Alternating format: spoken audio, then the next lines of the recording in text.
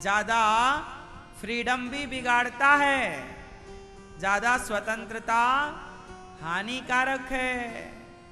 क्यों जी? आपके जेब में यदि 1000 रुपए हैं और 1000 रुपए लेके आप बाजार चले जाए ना, तो संभावना है कि वो 1000 पूरे खर्च हो जाएंगे। और आपके पास यदि 500 रुपए हैं तो संभावना है कि 500 पूरे खर्च हो जाएंगे। और यदि आपके पास 100 रुपए हैं तो संभावना है कि 100 रुपए खर्च होंगे। इसलिए जितना कम पैसा आप जेब में रख के बाजार जाएंगे उतना पैसा बचेगा, और जितना ज्यादा पैसा लेकर बाजार जाएंगे उतना पैसा होने से आप वो फिजूल की चीजें भी खरीद लेते हैं जिनकी आपको घर में आवश्यकता। अच्छा, ये बात सही है कि गलत है? कई बार आप ऐसी चीजें खरीद के ले आते हैं बाजार से जिनकी आपको जरूरत थी ही नहीं, पर पैसे फंस जाते हैं। वो वस्तु 500 की होती है, 1000 रुपए की होती है।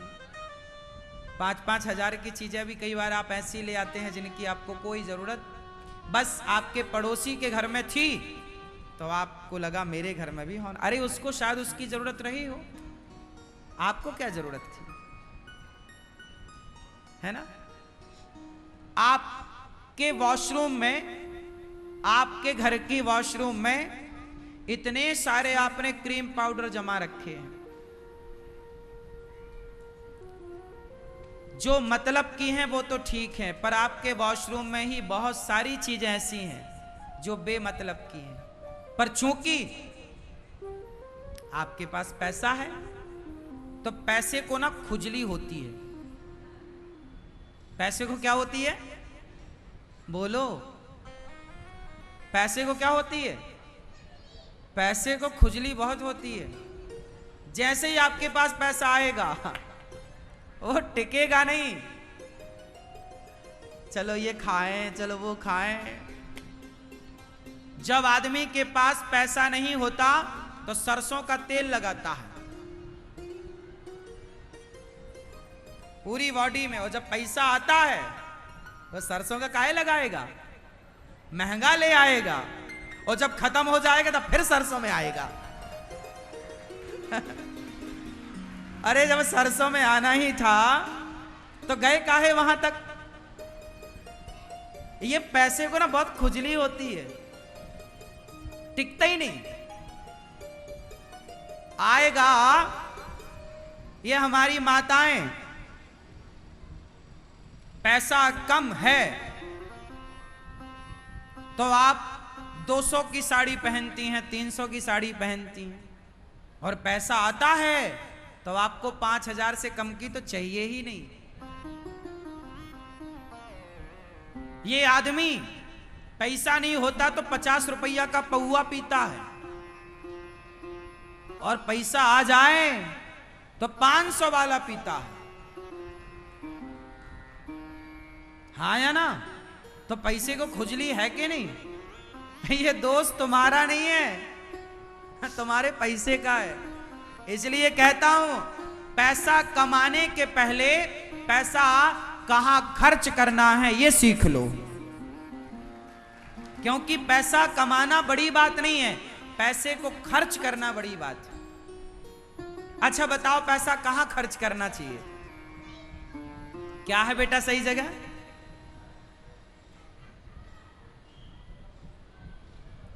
कहां खर्च करें? आप बताओ लाल मैया,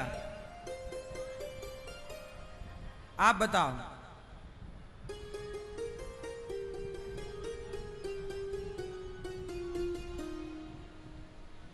भैया पी ले, पैसा आए तो कहां खर्च करना चाहिए? तुम बताओ। सुनो, अब तुम्हें बिल्कुल भी समझ नहीं है, सुन लो। तुम्हारे लाख रुपए करोड़ की बात कहने जाऊंगा मैं, ध्यान से सुनना, काम आएगी। सबके कान साफ करके सुनना। पैसे कमाओ क्रीम पाउडर में नहीं, गाड़ी घोड़ा में नहीं। पैसा कमाओ, उसे बचाओ और आप अपने लिए सबसे पहले एक घर खरीदो। आपके पास एक घर है, फिर भी एक घर और खरीदो। पैसा है तो एक घर खरीदो अपने लिए, और पैसा है तो एक छोटा सा खेत खरीद लो। पैसा है तो एक आध प्लॉट खरीद लो। बोलो हाँ। यदि पैसा आपके पास है तो वो खर्च हो जाएगा। एक संपत्ति होती है चल, एक संपत्ति होती है अचल। हाँ, चल संपत्ति क्या है? सोना चांदी हीरा मोती चल संपत्ति है, ये चोरी हो सकती है। एक संपत्ति है अचल। अचल मतलब आपका घर, आपका प्लॉट, आपका खेत। पैसा आवे तो बड़े महंगे कपड़ों में ना उड़ाओ, बड़ी महंगी गाड़ी के चक्कर में ना पड़ो। जरूरत है तो लो, पर पैसे बचाओ और अपने लिए घर। जो आदमी अपने लिए घर बनाता है, अपने पैसों से अपने घर पर रहता है, मैं उसे सफल मानता हूं कि व्यक्ति सफल है। सफल है ये व्यक्ति जिसने अपने पैसों से अपने लिए एक घर बनाता और अपने घर में अपने माता अपने पिता की सेवा करे। भाई तुम्हारा घर है पैतृक, कोई बात नहीं, पर आपके पास एक आज का यूनिक नया घर भी होना चाहिए। और वो संपत्ति है, चलो मत रहना, किराए से दे देना। 5,000 रुपए 10,000 रुपए महीने का आता रहेगा, बना रहेगा पैसा। वो पैसा तुम्हारे भगवान ना करे बुरा वक्त आवे काम आएगा। 2 पैसा बना रहेगा तो काम आएगा। और तुम पैसा आया महंगी साड़ी पहन के चली महारानी ठम ठम ठम ठम, क्या पाओगी? क्या पाओगी? वो साड़ी 2 महीने बाद कचरे में दिखेगी।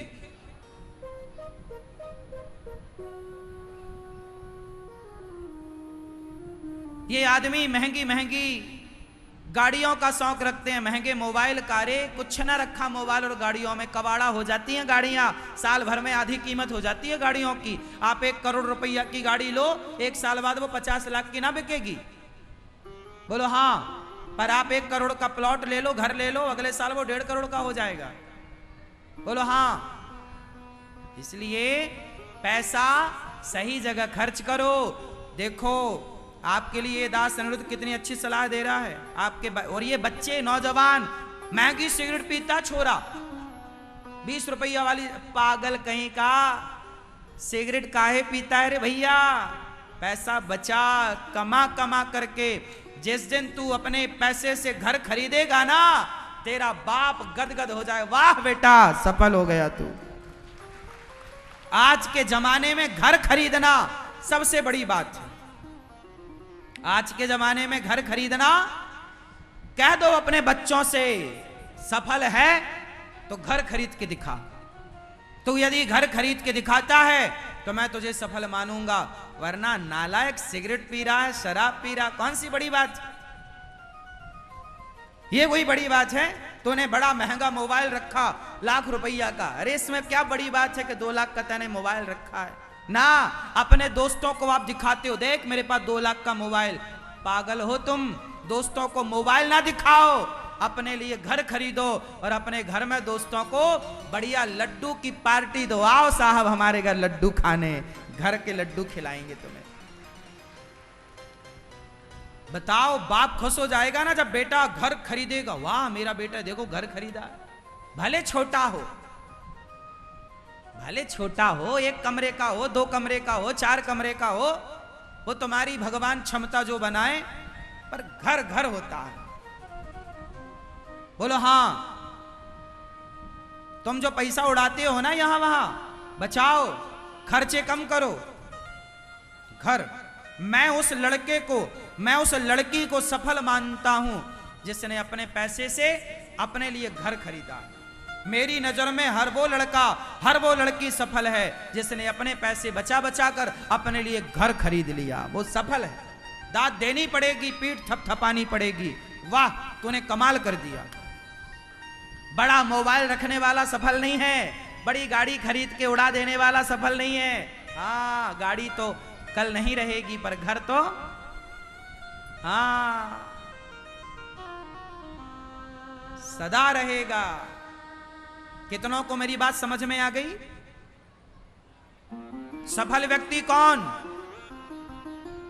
जिसने अपनी मेहनत से घर बनाया। क्यों बेटा, सही है? लड़कियों को भी कमाना चाहिए और घर खरीदना चाहिए, काम आएगा। और आपकी जरूरतें पूरी करके 2 पैसा बच जाए तो फिर उस पैसे को किसी भूखे को, प्यासे को, दीन दुखी की तरफ, आपको भगवान ने ज्यादा पैसा दिया है तो आप किसी भूखे को रोटी भी देना मत छोड़िएगा, क्योंकि उस भूखे की मदद करने से आपका धन कई गुना बढ़ेगा। उसकी दुआएं, उसका आशीर्वाद। एक बात बताऊं, जो सबका भला करता है ना, भले की भावना रखता है ना, उसे भगवान धन जरूर देते हैं, क्योंकि उसके मन में सबके प्रति अच्छा भाव है कि मेरे पास पैसा होगा तो मैं सबका भला करूंगा। आज गौरी गोपाल आश्रम में रोज अखंड यहां भोजन बट रहा है, सवेरे से शाम तक भोजन चलता है। 30,000 लोग पर डे भोजन करते हैं। तो धन का सदुपयोग है ये कि दुरुपयोग है? बोलो, ये सदुपयोग है कि दुरुपयोग है? आप बताओ। सदुपयोग है। इसका मतलब ये हुआ कि ये दास अनिरुद्ध चाहता क्या है? ईश्वर ने मुझे यदि दिया है तो मैं उसको कहां खर्च करता हूं? लोगों की भूख में, लोगों को रोटी देने की सेवा। हाँ, जब आप किसी का सोचते हैं तो भगवान आपका सोचते हैं। फिर आपके घर में कभी कमी, हाँ, बढ़ता जाएगा, बढ़ते क्रम में प्लस 2, 4, 6, 8, 10, 12 ऐसे बढ़ेगा, माइनस ना होगा। आप पैसा कमाओ, पहले अपनी जरूरतें पूरी कर लो, रोटी कपड़ा मकान की, फिर बच जाए फिर भी है तो फिर आप समाज की सेवा। गौरी गोपाल आश्रम में जो माताओं की सेवा है, जो यहां अखंड रसोई की सेवा है, 150 विद्यार्थी गौरी गोपाल गुरुकुल में पढ़ रहे, इनकी सेवा है। आपको ईश्वर ने दिया है ना, और आपकी जरूरतें भी पूरी हो गई है ना, तो फिर ये बात अपने बच्चों को सिखाओ कि बेटा आप कमाओ, पहले अपनी जरूरतें पूरी करो, जब पूरी हो जाएं तो फिर सेवा करोगे तो और बढ़ेगा। शराब ना पीने लग जाना, पैसे हैं तो बकरे को ना कटवाने लग जाना कि चल बकरा खाएंगे ना। तुम पैसे से किसी की हत्या करवाओगे, वो लक्ष्मी मां कहेंगी कहां आकर फंसी मैं, इसने तो मुझे किसी की जान लेने में खर्च कराया।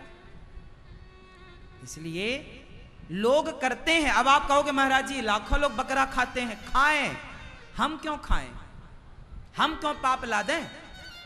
भाई जिन्हें अक्कल नहीं है वो कर रहे हैं, पाप करो, खूब पाप करो, हमें क्या करना, हम नहीं करेंगे। बचो, बारिश को आप रोक नहीं सकते पर छाता लगा के अपना बचाव तो कर सकते हैं। ऐसे आज के युग में लोगों को हिंसा करने से रोक नहीं सकते, रोकेंगे भी तो कितने लोग रुकेंगे। तो अपना बचो, अब संसार को बचाना बड़ा कठिन है, आप बचो बस। क्यों? अपने बच्चों को बचाओ बस बुरी संगति से। अब सबको कहां हम और आप बचा पाएंगे? अब तो सब तो पूरा, आज पूरी दुनिया का आंकड़ा निकाला जाए तो 99% लोग मांसाहारी हैं, 1% में आप और हम लोग आते हैं। पूरी दुनिया की आबादी में यदि आंकड़ा निकाला जाए तो शाकाहारियों का आंकड़ा कितना निकलेगा? 1%। आज पूरी दुनिया में 1% लोग शाकाहारी हैं, उन 1% में आप सब हैं, हाँ या ना? अब आप में भी आप ही जानते हैं कि आप कितने शाकाहारी हैं। तो ये धरती उन 99% लोगों के बल पर नहीं, आप जैसे कुछ अच्छे सच्चे लोग 1% लोगों के बल पर यह धरती टिकी हुई है। इसलिए लोग बुरे हैं तो हम बुरे क्यों बने, तुम बने रहो बुरे। हम तो अपना धर्म ना छोड़ेंगे ना, दुष्ट अपनी दुष्टता नहीं छोड़ता, तो सज्जन को भी अपनी सज्जनता नहीं छोड़नी चाहिए। ये बात सही है कि गलत है मेरी मां? सही है। चलो, तो कितने लोग ये दास अनिरुद्ध की बात से सहमत हैं कि जरूरत से ज्यादा धन आवे तो धन को कहां लगाएं? धर्म में। और गौरी गोपाल आश्रम में धर्म का कार्य हो रहा है कि नहीं? हाँ या ना? बेसहारा माओ को सहारा मिलता है, भूखे को रोटी मिलती है और बच्चों को शिक्षा मिलती है। ये शरीर सेवा में लगा है। मैं बहुत खुश हूं, बहुत खुश। मुझे भगवान ने सब कुछ दे दिया, सेवा दे दी माताओं की, और क्या चाहिए? भगवान से प्रार्थना करूं, प्रभु जब जब संसार में भेजना तो यही काम देकर भेजना, मैं समाज में सबकी सेवा करूं, सबको भोजन देने की सेवा भेजना, सबको पांव दबाने में सबके चरण दबाऊं, सबको भोजन कराऊं, सबका पेट भरने में मैं तत्पर रहूं, खड़ा रहूं, सबकी सेवा। हे ईश्वर, मुझे सदा इस लायक बनाना कि मैं सबकी सेवा कर सकूं। हे विधाता, जब भी संसार में भेजना तो मुझे देने वाला बना करके भेजना। हमेशा हम देने वाले बने, हम लेने वाले। भगवान ने आपको देने लायक बनाया है तो दो। ये तो बड़ी खुशकिस्मती है आपकी कि ईश्वर ने आपको उस श्रेणी में रखा है कि आप कुछ देने लायक हो। वरना आज दुनिया में लोग दो दो रोटी को भी मोहताज हैं। हाँ या ना? कुछ लोगों के पास तो फटे कपड़ों का भी बंदोबस्त नहीं है, जुगाड़ नहीं। आपके पास तो बढ़िया कपड़े हैं, रहने का छाया है। लोगों के पास तो 3 सेट की छाया भी नहीं है।